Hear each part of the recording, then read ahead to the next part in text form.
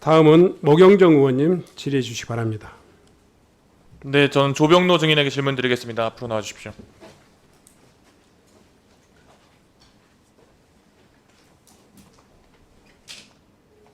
네, 인천 서구 검단에서 온 모경정입니다. 증인 이종호 대표 녹취록에 증인이 등장하는 거 알고 계시죠? 이제는 언론 보도 통해서 알고 있습니다. 증인의 승진에 관해서 이야기하는데 전혀 알지 못하는 사안이고 그런 사람입니까? 네, 그렇습니다. 증인이 백혜룡 증인이 그러니까 백혜룡 증인께서 영등포 경찰서 형사과장에 근무하던 때에 백혜룡 과장에게 전화를 한 사실이 있죠? 네, 그렇습니다.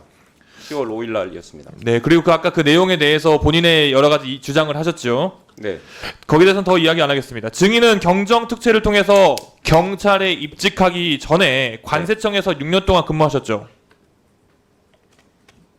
네, 5년 정도. 네, 6년 정도 근무하셨죠. 5년, 지금 인천공항세관장하고 함께 관세청에서 근무한 거 맞습니까? 네, 네, 한 1, 2년 정도 같이 근무했던 것 같습니다. 그 인천공항세관장에게 보도자료에서 관세청 내용을 빼달라라고 부탁 받았습니까?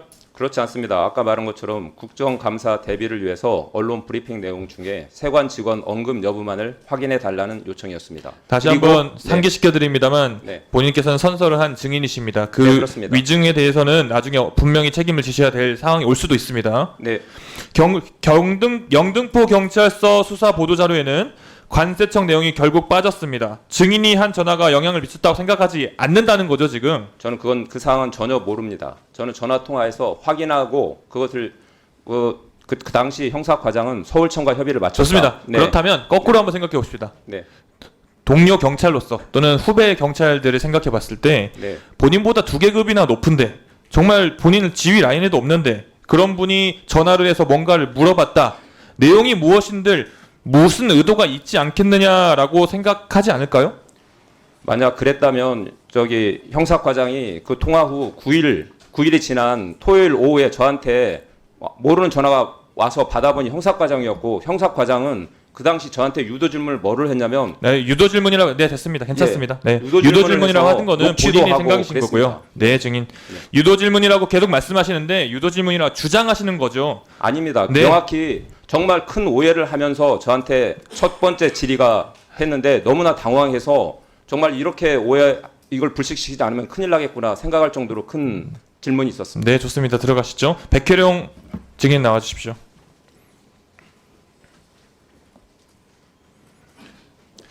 똑같이 한번 물어보겠습니다. 증인께서는 조병로 증인의 전화를 받으셨죠? 네, 그렇습니다.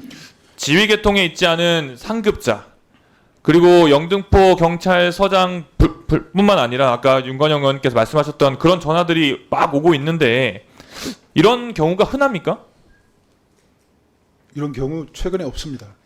당시 사건을 담당했던 형사과장 입장에서 봤을 때 세관 직원의 연루 의혹을 사건 보도자료에서 제외하는 게 옳았다고 판단하십니까? 잠깐 제가 언급하고 넘어갈 사항이 있는데요. 네. 애초에 최초 보도자료에는 세관 관련 언급이 전혀 없었습니다. 없는 걸 자꾸 빼라고 그래서 이게 문제가 됐던 것이죠.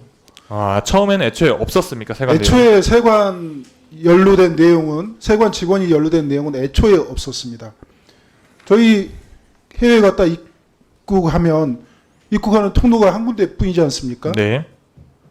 세관 내 업무 실수로 유추되는 그런 내용은 있었을지 모르겠지만 세관 직원이 연루됐다 그런 내용은 애초에 없었고요. 네. 그리고 제가 보도자료 작성하고 브리핑하기 전에 세관 연루 사실이 지금 확인이 됐으니 일단 보도자료에서 말레이시아 조직 얘기만 하고 브리핑 때도 그렇게 얘기하고 세관은 기자분들한테 부탁해서 엠바고를 걸면 기자분들이 다 받아줍니다. 세관 혐의는 굉장히 위중한 혐의지 않습니까? 네. 좋습니다. 증인께서는 지금 강서경찰서 화곡지구대 거기로 가셨죠, 지금? 네, 그렇습니다. 이 인사가 통상적인 인사라고 생각하십니까? 이 인사에 대해서 일관된 입장인데요. 지금 후보자님께서 의도를 가지고 보복성 인사 조치를 하셨다.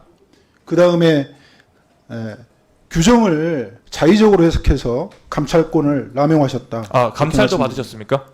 감찰 2번 받았습니다. 그럼 좌천성 인사의 과정이라고 볼 수도 있겠네요. 그 감찰 그 과정. 명분을 삼기 위해서 감찰 조사를 한 것입니다. 네, 좋습니다. 들어가시죠. 우리가 지금 아까 존경하는 조승환 의원님께서 말씀하셨나요? 경찰청장 후보자 인사청문회이기 때문에 당연히 경찰청장 후보자께도 여쭤보겠습니다. 이종호 같은 외부인, 사실 이종호가 누군지 알지도 못했는데 그런 사람이 경찰 인사를 좌지할 수 있는 것처럼 말을 했어요. 실제로 지난 17일에 국가경찰위원회에서 한 위원께서 지금 우리 조지호 후보자께 이런 질문을 했네요. 경찰 내에서 인사청탁 브로커의 활동이 문제되고 있는데 개선 방안이 있냐 이렇게 물어보셨더라고요. 맞습니까? 예. 그만큼 경찰 인사 내에서 지금 청탁 브로커의 활동에 대해서 문제성을 좀 인지하고 있는 것 같아요. 조병로 증인의 승진을 위해서 이종호란 사람이 브로커 역할을 했다는 거에 그런 지적에 대해서 어떻게 생각하십니까?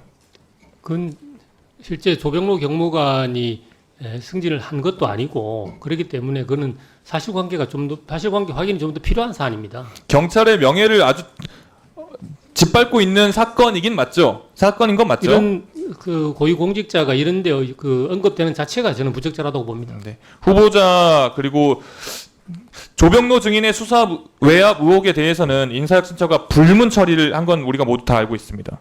이에 대해서 경찰은 조병로 증인에 대해서 경고 조치하는 선에서 마무리를 했잖아요. 그렇죠?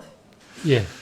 그런데 지금 아까 나왔던 백혜룡 증인에 대해서도 경고 조치를 서울청장 시절에 하셨어요. 맞습니까? 그렇습니다. 공보규칙 위반으로 경고 조치를 한 겁니까?